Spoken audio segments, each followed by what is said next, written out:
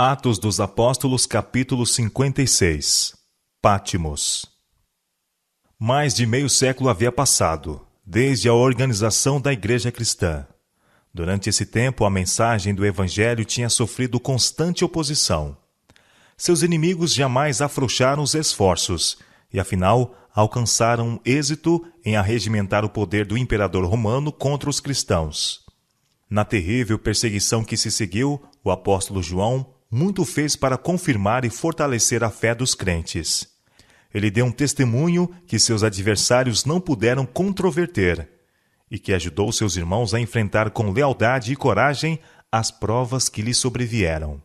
Quando a fé dos cristãos lhes parecia vacilar sob a feroz oposição que eram forçados a enfrentar, o velho e provado servo de Jesus lhes repetia com poder e eloquência a história do Salvador crucificado e ressurgido. Mantinha firmemente a fé e de seus lábios brotava sempre a mesma alegre mensagem. O que era desde o princípio, o que ouvimos, o que vimos com os nossos olhos, o que temos contemplado e as nossas mãos tocaram da palavra da vida, o que vimos e ouvimos, isso vos anunciamos. 1 João capítulo 1, versos 1 a 3. João alcançou avançada idade, testemunhou a destruição de Jerusalém e a ruína do majestoso templo. Último sobrevivente dos discípulos que haviam privado intimamente com o Senhor, sua mensagem teve grande influência em estabelecer o fato de que Jesus é o Messias, o Redentor do mundo. Ninguém poderia duvidar de sua sinceridade, e através de seus ensinos, muitos foram levados a deixar a incredulidade. Os príncipes dos judeus encheram-se de ódio atroz contra João por sua inamomível fidelidade à causa de Cristo. Declararam que de nada valeriam seus esforços contra os cristãos enquanto o testemunho de João soasse aos ouvidos do povo. Para que os milagres e ensinos de Cristo fossem esquecidos, a voz da ousada testemunha teria de ser silenciada. João foi, por conseguinte, convocado a Roma para ser julgado por sua fé. Ali, perante as autoridades, as doutrinas do apóstolo foram deturpadas. Falsas testemunhas acusaram-no de ensinar sediciosas heresias. Por essas acusações, esperavam seus inimigos levar em breve o discípulo à morte. João respondeu por si de maneira clara e convincente, e com tal simplicidade e candura que suas palavras tiveram efeito poderoso. Seus ouvintes ficaram atônitos com sua sabedoria e eloquência. Porém, quanto mais convincente era seu testemunho, mais profundo o ódio de seus opositores. O imperador Domiciano estava cheio de ira. Não podia contrafazer as razões do fiel advogado de Cristo, nem disputar o poder que lhe acompanhava à exposição da verdade. Determinou, contudo, fazer silenciar sua voz. João foi lançado dentro de um caldeirão de óleo fervente. Mas o Senhor preservou a vida de seu fiel servo, da mesma maneira como preservara a dos 3 hebreus na fornalha ardente. Ao serem pronunciadas as palavras, assim pereçam todos os que creem nesse enganador, Jesus Cristo de Nazaré, João declarou: Meu mestre se submeteu pacientemente a tudo quanto Satanás e seus anjos puderam inventar para humilhá-lo e torturá-lo. Ele deu a vida para salvar o mundo. Considero uma honra o ser-me permitido sofrer por seu amor. Sou um homem pecador e fraco. Cristo era santo, inocente, incontaminado. Não pecou, não se achou engano em sua boca. Essas palavras exerceram sua influência, e João foi retirado do caldeirão pelos mesmos homens que ali o haviam lançado. De novo, a mão da perseguição caiu pesadamente sobre o apóstolo. Por decreto do imperador, foi João banido para a ilha de Pátimos, condenado por causa da palavra de Deus e pelo testemunho de Jesus Cristo. Apocalipse capítulo 1, verso 9. Ali pensavam seus inimigos, sua influência não mais seria sentida, e ele morreria, afinal, pelas privações e sofrimentos. Pátimos, uma ilha árida e rochosa no mar Egeu, havia sido escolhida pelo governo romano para banimento de criminosos. Mas para o servo de Deus, sua solitária habitação tornou-se a porta do céu. Ali, afastado das cansativas cenas da vida e dos ativos labores dos primeiros anos, ele teve a companhia de Deus e de Cristo, dos anjos celestiais, e deles recebeu instrução para a igreja no futuro. Os eventos que deveriam ocorrer nas cenas finais da história deste mundo foram esboçados perante ele, e ali escreveu as visões recebidas de Deus. Quando sua voz não mais podia testificar daquele a quem amara e servira, as mensagens que foram dadas nesta costa desolada deviam avançar como uma lâmpada que arde, declarando o seguro propósito do Senhor concernente a cada nação da terra. Entre as rochas e recifes de Patmos, João manteve comunhão com seu Criador. Recapitulou sua vida passada e, ao pensamento das bênçãos que havia recebido, a paz encheu-lhe o coração. Ele vivera a vida de um cristão e pudera dizer com fé: sabemos que passamos da morte para a vida. Não assim o imperador que o banira. Este olharia para trás e encontraria apenas campos de batalha e carnificina, lares desolados, lágrimas de órfãos e viúvas, o fruto de seu ambicioso desejo de proeminência. Em seu isolado lar, João estava habilitado a estudar mais profundamente do que nunca as manifestações do poder divino, como reveladas no livro da natureza e nas páginas da inspiração. Era para ele um deleite meditar sobre a obra da criação e adorar o divino arquiteto.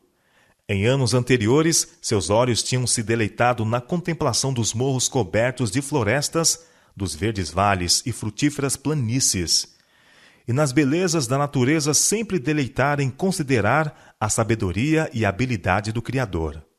Agora estava circundado por cenas que poderiam parecer melancólicas e desinteressantes a muitos, mas para João representavam outra coisa. Embora o cenário que rodeava fosse desolado e árido, o céu azul que o cobria era tão luminoso e belo como o sol de sua amada Jerusalém. Nas rochas rudes e ermos, nos mistérios dos abismos, nas glórias do firmamento, lia ele importantes lições. Tudo trazia mensagens do poder e glória de Deus. Em tudo ao seu redor via o apóstolo testemunhas do dilúvio que inundara a terra, porque seus habitantes se aventuraram a transgredir a lei de Deus. As rochas que foram lançadas da terra e do grande abismo pelo irromper das águas traziam-lhe vividamente ao espírito os terrores daquele terrível derramamento da ira de Deus. Na voz de muitas águas, abismo chamando abismo, o profeta ouvia a voz do Criador. O mar, açoitado pela fúria de impiedosos ventos, representava para ele a ira de um Deus ofendido. As poderosas ondas, em sua terrível comoção, mantidas em seus limites por mão invisível, falavam do controle de um poder infinito, e, em contraste, considerava a fraqueza e futilidade dos mortais, que, embora vermes do pó, gloriaram-se em sua suposta sabedoria e força, e colocam o coração contra o governador do universo, como se Deus fosse igual a eles. As rochas lhe lembravam Cristo, a rocha de sua fortaleza, em cujo abrigo podia ele refugiar-se sem temor. Do exilado apóstolo sobre o rochedo de Patmos subiam para Deus os mais ardentes anseios do coração, as mais ferventes orações. A história de João fornece uma vívida ilustração de como Deus pode usar obreiros idosos. Quando João foi exilado para a ilha de Patmos, havia muitos que o consideravam como tendo passado do tempo de serviço, um caniço velho e quebrado, pronto para cair a qualquer momento. Mas o Senhor achou próprio usá-lo ainda. Embora banido das cenas de seus primeiros trabalhos, ele não cessou de dar testemunho da verdade. Até em Patmos fez amigos e conversos. Sua mensagem era de alegria, proclamava um Salvador ressurreto, que no céu intercede por seu povo até que possa retornar e tomá-lo para si mesmo. E foi depois de haver João encanecido na obra de seu Senhor que ele recebeu do céu mais comunicações que durante todos os anos anteriores de sua vida. A mais terna consideração deve ser dispensada a todos aqueles cujos interesses da vida estiveram ligados com a obra de Deus. Esses obreiros idosos têm permanecido fiéis em meio a tempestades e provas. Podem ter enfermidades, mas possuem ainda talentos que os qualificam para permanecer em seu lugar na causa de Deus. Embora gastos, incapazes de levar os encargos mais pesados que os mais jovens podem e devem levar, seus conselhos são do mais alto valor. Podem ter cometido erros, mas de suas falhas aprenderam a evitar enganos e perigos. E não são ainda assim competentes para dar sábios conselhos? Suportaram provas e aflições, e embora tenham perdido parte de seu vigor, o Senhor não os põe de lado. Ele lhes dá especial graça e sabedoria. Os que serviram seu mestre quando a obra era difícil, que suportaram a pobreza e permaneceram fiéis quando poucos havia ao lado da verdade, devem ser honrados e respeitados. O Senhor deseja que os obreiros mais jovens ganhem sabedoria, fortaleza e maturidade pela associação com esses homens fiéis. Que os homens mais jovens sintam que ter entre eles tais obreiros lhes representa um alto favor. Deem-lhes um lugar de honra em seus conselhos. Quando os que gastaram a vida no serviço de Cristo se aproximam do fim do seu ministério terrestre, são impressionados pelo Espírito Santo a contar as experiências que tiveram em relação com a obra de Deus. O relato de seu maravilhoso trato com seu povo, de sua grande bondade em livrá-los das provas, deveria ser repetido aos recém-vindos à fé. Deus deseja que os velhos e provados obreiros permaneçam em seus lugares, fazendo sua parte para livrar homens e mulheres de serem varridos pela poderosa corrente do mal. E deseja que conservem a armadura até que lhes ordene depô-la. Na experiência do apóstolo João sob a perseguição, há para o cristão uma lição de maravilhosa fortaleza e conforto. Deus não impede a trama dos ímpios, mas faz com que suas armadilhas contribuam para o bem daqueles que em prova e conflito mantém sua fé e lealdade. Não raro, o obreiro do Evangelho efetua sua obra em meio a tempestades de perseguições, oposição atroz e acusações injustas. Em tais ocasiões, lembre-se ele de que a experiência da fornalha da prova e da aflição paga todos os pesares de seu preço. Assim traz Deus seus filhos para perto de si, para que lhes possa mostrar sua força e a fraqueza deles. Ele os ensina a se apoiarem nele. Dessa forma, prepara-os para enfrentar as emergências, ocupar posições de responsabilidades e realizar o grande propósito para o que lhes foram dadas as faculdades. Em todas as épocas, as testemunhas designadas por Deus se têm exposto às perseguições e ao desprezo por amor à verdade. José foi caluniado e perseguido por haver preservado sua virtude e integridade. Davi, o mensageiro escolhido de Deus, foi caçado como um animal feroz por seus inimigos. Daniel foi lançado na cova dos leões por ser leal ao seu concerto com o céu. Jó foi destituído de suas posses terrestres e ferido no corpo de tal maneira que o desprezaram os próprios parentes e amigos. Contudo, manteve sua integridade. Jeremias não pôde ser impedido de falar as palavras que Deus lhe ordenara, e seu testemunho de tal maneira enfureceu o rei e os príncipes que o atiraram num poço asqueroso. Estevão foi apedrejado por haver pregado a Cristo, e este crucificado. Paulo foi encarcerado, açoitado, apedrejado e finalmente entregue à morte por ter sido fiel mensageiro de Deus aos gentios. E João foi banido para a ilha de Pátimos, por causa da palavra de Deus e pelo testemunho de Jesus Cristo. Esses exemplos de humana firmeza dão testemunho da fidelidade das promessas de Deus, de sua permanente presença e mantenedora graça. Testificam do poder da fé para enfrentar os poderes do mundo. É obra de fé repousar em Deus na hora mais escura, sentir, embora dolorosamente provado e sacudido pela tempestade, que nosso Pai está ao leme. Somente os olhos da fé podem ver para além das coisas temporais e apreciar com acerto o valor das riquezas eternas. Jesus não oferece a seus seguidores a esperança de alcançar glórias e riquezas terrestres, de viver uma vida livre de provações. Ao contrário, chama-os para segui-lo no caminho da abnegação e ignominia. Aquele que veio para redimir o mundo sofreu a oposição das arregimentadas forças do mal. Numa impiedosa confederação, homens e anjos maus se aliaram contra o príncipe da paz.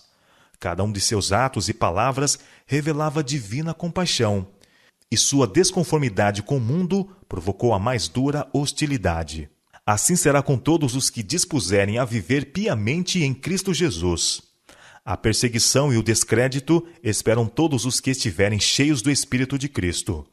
O tipo de perseguição muda com o tempo, mas o princípio, o Espírito que anima, é o mesmo que tem dado a morte aos escolhidos do Senhor desde os dias de Abel.